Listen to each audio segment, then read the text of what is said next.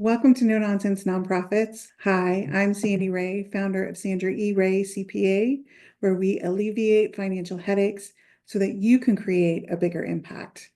Today, we're going to be talking about measuring the impact that we have.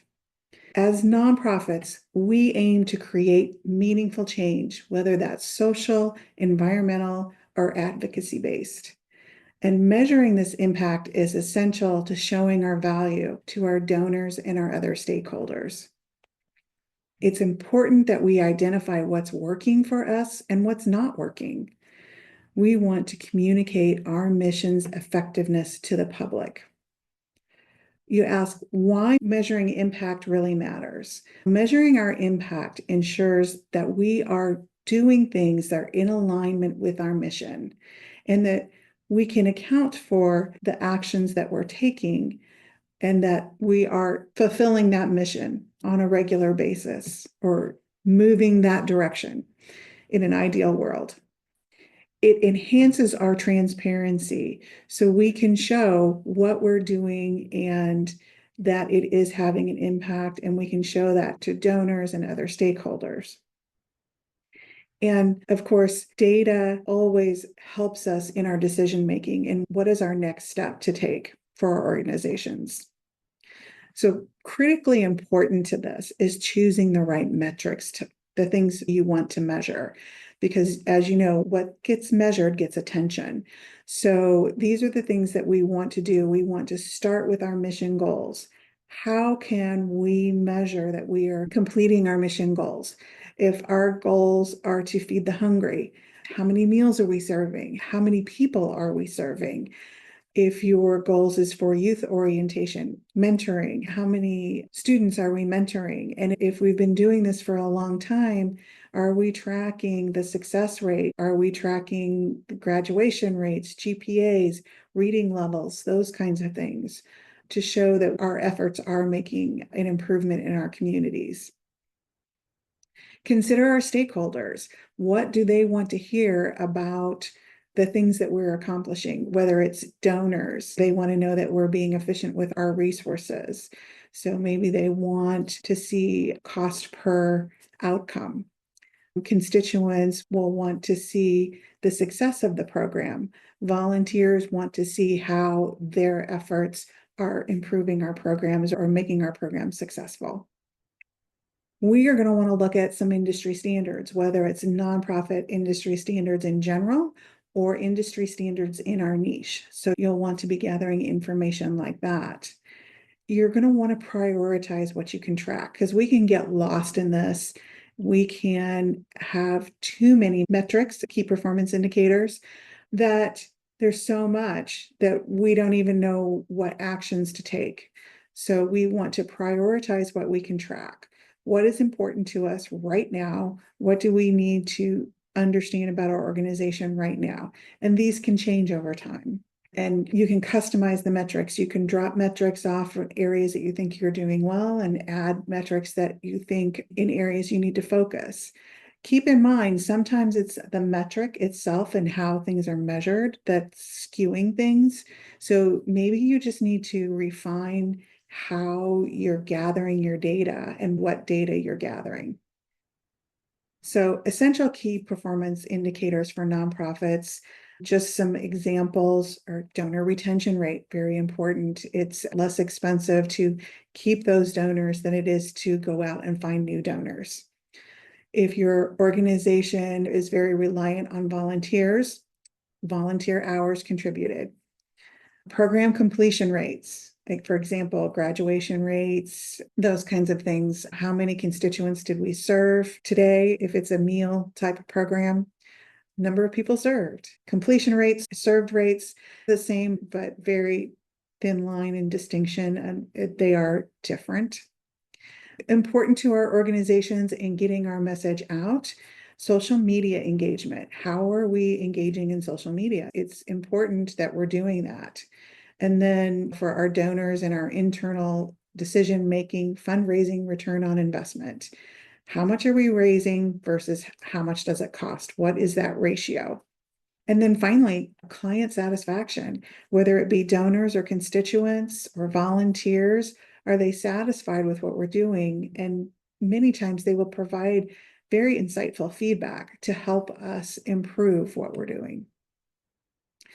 So now that we've talked about why it's important and what we want to look at, what are the tools that we can use to track these KPIs?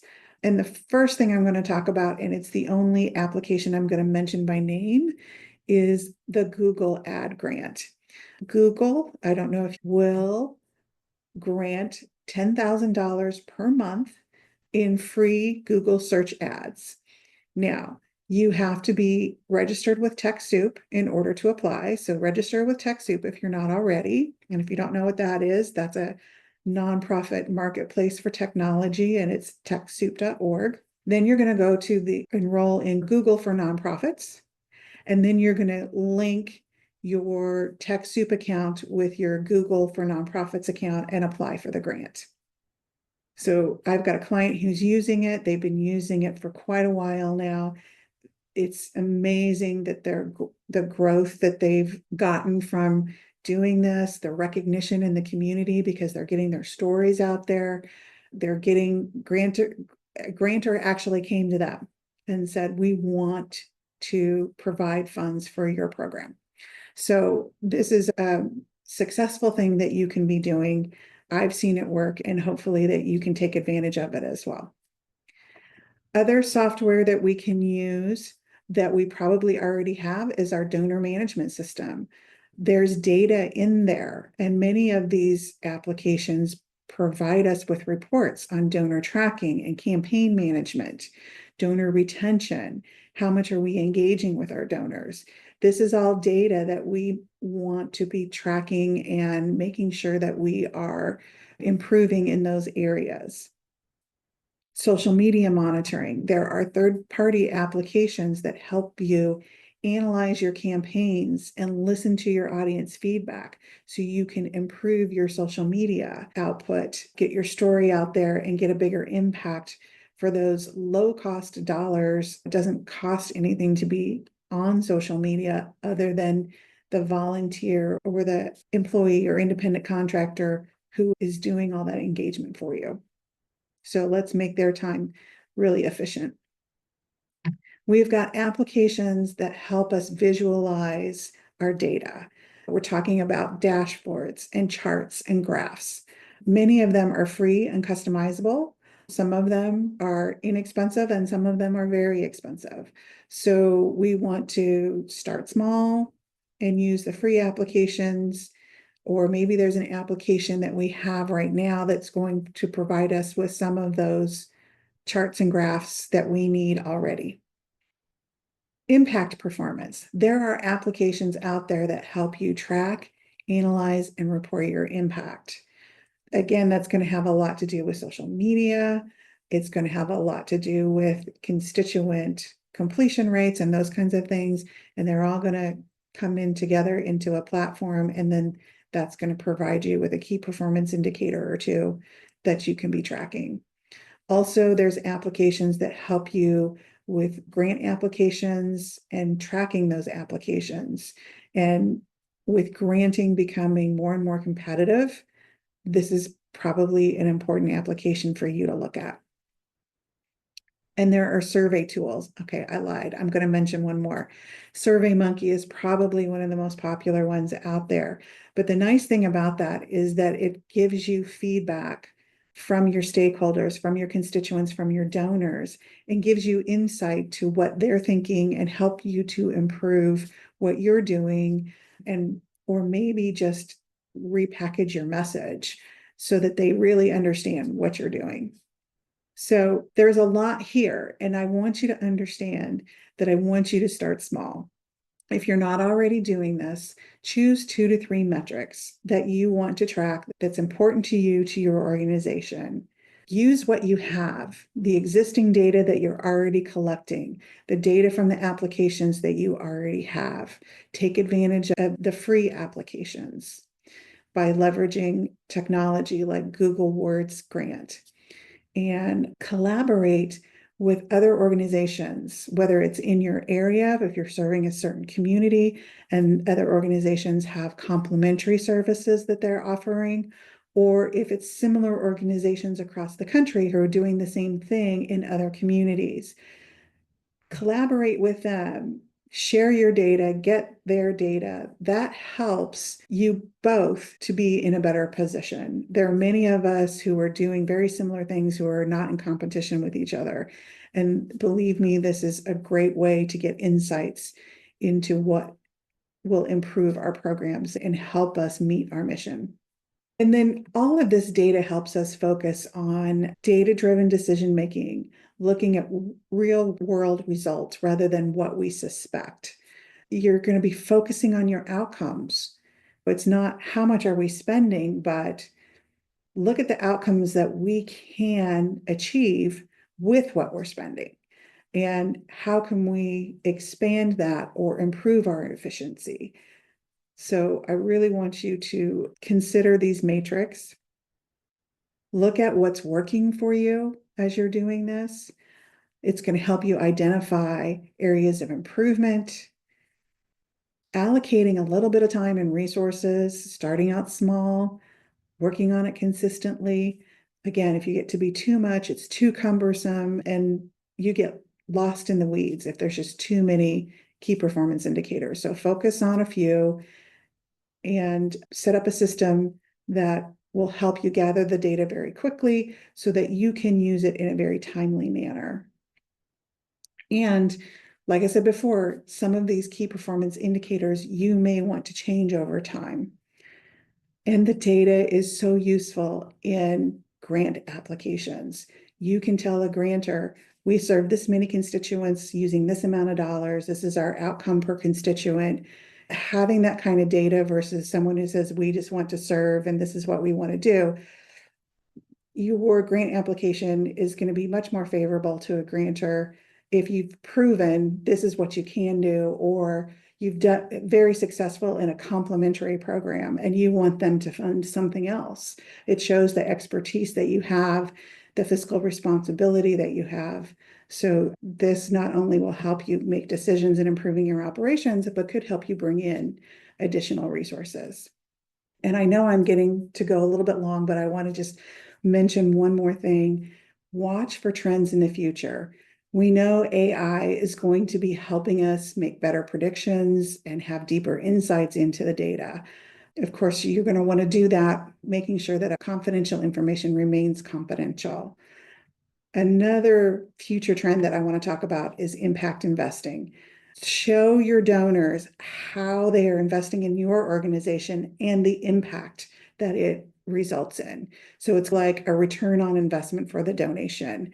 If you think about it that way, you can sell your story to the donors, get them to buy into the mission of the organization, and you'll have a more loyal donor.